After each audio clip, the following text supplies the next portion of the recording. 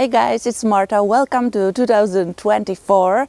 We are starting our gardening season and we'll be posting videos regularly. Today I woke up, I went out to film the video and I just heard the birds singing like the spring song, and I was so excited. February is in our country now such a warm month, not a typical one. So I'm doing a lot of gardening jobs exactly now, and today I hope you will join me and I will tell you what I'm planning for this month. Let's go.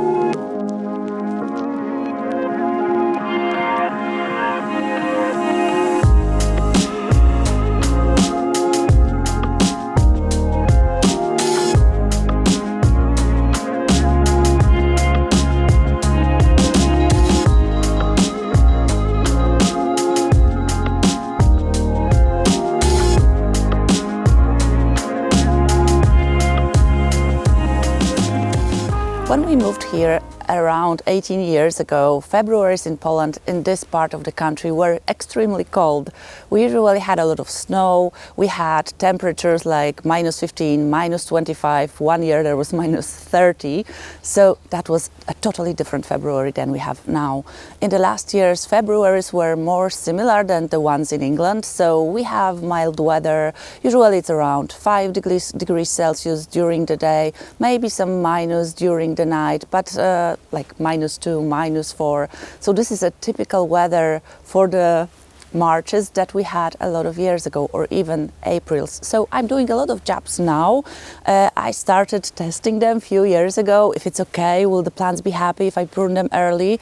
And they bloom just the same as I was pruning them in previous Marches. So I'm doing that now, and today let's talk about what you can do if you have similar weather to me. What is this snowman feature here?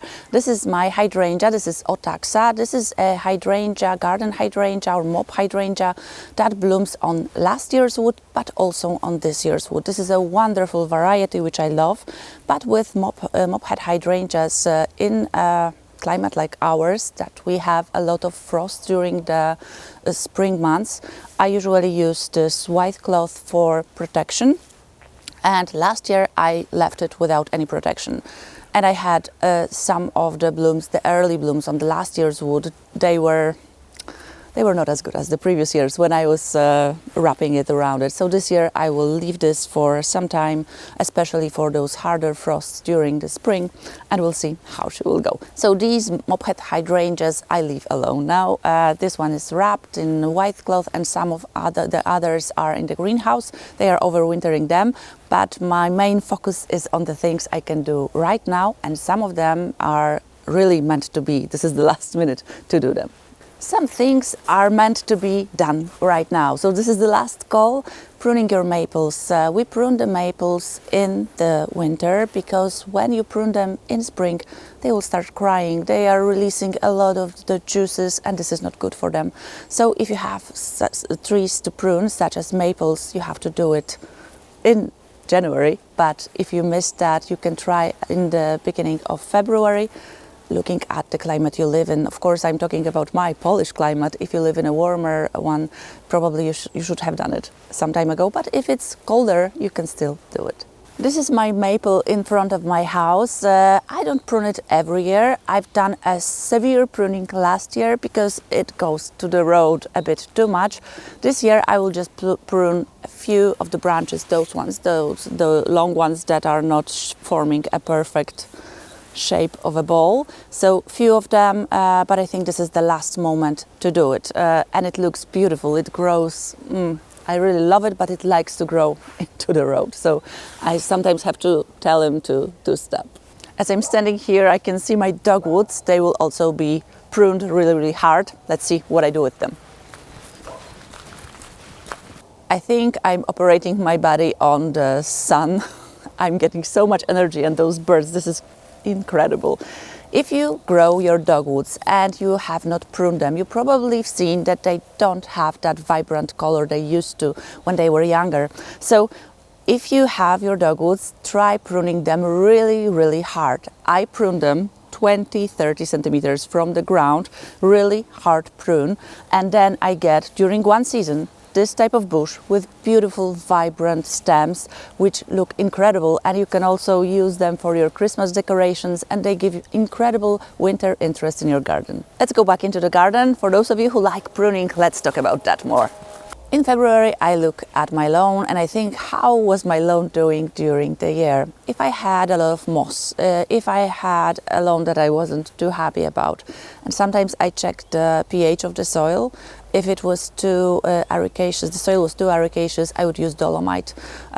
This is good for your lawn and for those of your borders that are too ericaceous and you need it to be more alkaline for some of your plants. With my lawn, I use dolomite or lime, but I think dolomite is better, every 2 years, and it seems to work in my garden, but you always have to focus that your garden is not my garden. It's best to do soil testing, to look at how your plants are behaving and the type of plants you are growing. I would use dolomite, for example, for my lavender, but I would never use it for my hydrangeas because this is not a thing you want to use there. You have to be also very careful when using dolomite or lime not to use your fertilizer during the next 6 weeks. The fertilizer will not work properly if you use it right after the dolomite, so please remember about that. When the weather is right, by right I mean we have plus temperatures, so no freezing temperatures during the day and preferably during the night. If there is supposed to be frost during the night, I would like it to be -1, -2, -3 max Celsius, and then I go to my pruning mode. First, I would like to talk about pruning of my fruit trees and the fruit bushes like currants or gooseberries. This is a perfect time, usually end of February, but I really look for the window of a week with plus temperatures during the day and during the night. During all of the years of running a YouTube channel about gardens in Polish, I got thousands of questions. I am so afraid to prune in winter. The frost will come, it will kill my plant. Those plants that I'm pruning now, they are really hardcore plants, so probably if you even pruned them in the autumn, they would also survive. But the window of pruning is important to me, so I want the temperatures to be plus, no hard frosts, and also dry conditions. This is the perfect time. You will not have any problems with that. Then there will not be frost damage. But the more we go in the next months, we'll get some frost. In February, we'll get frost in March, in April, and even in May. But the window of pruning needs to be very calm. So we cut, we do something to the plant, and it has time to callus over. The wound is closed, and then it will respond really well to those light frosts that will come in the coming weeks or even months. This is my espalier apple tree. I love that. The apples are so good. This is Golden Delicious. I've been pruning it since it was a baby, and I prune it a few times a year because this is not like a typical apple tree. So the heavy prune was done during the summer, and now I will be just pruning back this whippy growth and checking where are the buds and how the pruning is supposed to be done. I think I will show you that in a video how exactly I do it, because on Polish channel I've shown that, and I don't think I've shown that on the English channel. So this will be the thing I'll be showing you next. Then I'm pruning my currants, and I also pruning my blueberries. Maybe we'll mix that. We'll do a video with the apple tree and the blueberries. So you'll have to join me in the next one. Now let's go to hydrangeas. This is a lot of pruning. In the last few years, I was testing types of pruning of hydrangeas with hydrangeas Annabelle, Strong Annabelle, and all of those panicle hydrangeas, not the mop heads. And I've been testing pruning them in the fall. I've been pruning them in January, in February, in March, and the results are, it doesn't really matter. They all bloom the same. I did not have any problems with them.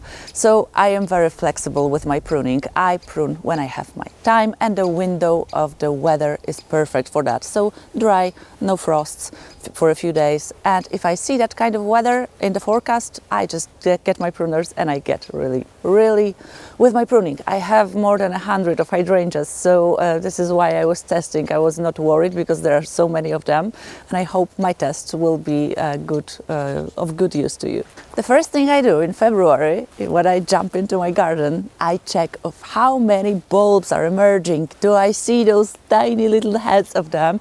There are so many alliums, crocuses, tulips, daffodils, everything is just coming up. And this is why I try to clean all of my borders early, because I don't want to smash them, because there are hundreds of them. So I try to do all of my pruning early, all of the cleaning of the perennials, so the bulbs that are emerging are not disturbed with my heavy feet. Whenever spring comes and I ask my viewers about their questions, one of the most asked ones is about the emerging bulbs of tulips or whatever bulbs they have, and they are always afraid because the frost is coming. Should they cover it? They are afraid that they will be ruined, especially if they are growing them for the first time. So I did the tests for all of you guys, and I've tried covering the emerging bulbs when the frosts were coming, and I tried with white cloth, I tried with cardboard, I tried with the pots upside down, everything. 1 year I did not have time, or I did not have enough cardboard or white cloth, and I just covered half of this border. That was -8 Celsius, and part left, I left just uncovered, and I was like, okay, they will die. Nothing happened. They looked just the same, except of my time that I spent like 2 hours covering everything. So from that moment I am very chilled about covering my emerging bulbs. Maybe sometimes you will get something on the leaf, a bit of damage of the leaf, but it will not influence the flowers. If you had the flowers emerging and the petals were open, and then you will get a hard frost like -8, it might look worse. But with this just emerging, their little heads just going out from the soil, nothing really happens. So I am very, very chill in this subject. One note about pruning early and cleaning your borders. This is what I do because of my bulbs. I have a few thousand bulbs in my garden, so when I'm doing things like pruning or cleaning, I have to walk on my borders. And when I walk, if I'm not careful, and even if I'm very careful, I will smash something with my feet. So I try to do it really early, but this is not a must. You can also clean your borders in March, and it's not something you really need to do now. This is my way of doing things, so it's good for me. And I also have this longer time to work in the garden. My garden is quite big, there is a lot to be done, and I just need my strength for all of that. So if I have a nice day in February like today, I can go clean something a bit for like 2-3 hours, next day, until March. I don't go into the garden for 8 hours, and I just come back home and I'm like done with everything. February is also the last call for pruning your wisteria.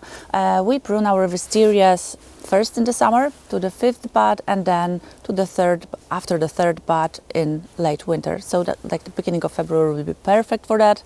This wisteria was left alone and I did not prune it, so I will need to do a lot of pruning here. It is also intermingled with my chair, so that will be a job for the next few days to be done. When February is warm and dry, I also clean my hedges. Like I have thuya and yew hedges, so I clean all of the dead inside of them, everything. Like there is a lot. This is a lot of cleaning.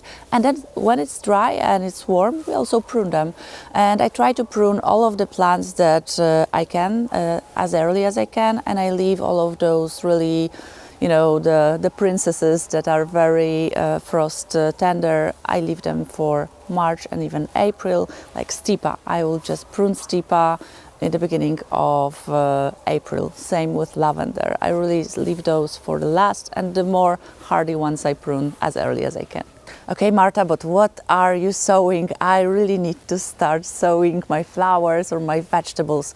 So in February, I will be sowing my tomatoes at the end of February, around the 20th, my peppers. Then I will be sowing from the flowers. I start with sweet peas and I sow them in February, and then I will be doing the anemones and the ranunculus. This is the things that I do in February. I really wait with my sowing until the really last days of February or at the beginning of March. Why? Because the daylight hours will be getting longer and it is so much better for the plants. So when I'm sowing them, I can really, first I put them in somewhere warm so they sprout, and I'm using the lights usually for that in the garage that I have. And when they sprout, I really very, very fast move them into my greenhouse, and in the greenhouse they will have better temperatures, the light levels will be nice. So this is, for me, this is really the end of February, beginning of March. But I have to remember that when I move them into my greenhouse, the greenhouse needs to be spot clean. So when I have a warm day like today, I will get my things and I will clean everything in my greenhouse so it is prepared, it is ready for my plants in March. And also I will go through all of those, pots and everything that I have, like pruners. I will clean all of that, so I am also ready to work and everything is prepared. And this little structure that we have in the garden, I call it the gardener's house. I have all of my tools there, all of the fertilizers. I just go part by part and I check if everything is fine, if everything is ready for the season. Okay guys, please let me know how do your Februaries look in your country. Of course, we all live in different parts of the world, and I love reading your comments, how your garden looks like, which part of the world it is in, and how different our experiences are. So please let me know in the comments. I'm really happy we are back for the season, and I'm so happy when I see the sun. I'm like sun battery operated. When I see the sun, I have the energy of a giant, and if it's gloomy, if it's dark, I'm like nothing. So please let me know in the comments, and we'll see you in the next one. They will be appearing on Saturdays, and I hope we'll be having a wonderful season full of energy and beautiful blooms. See you in the next one. Bye.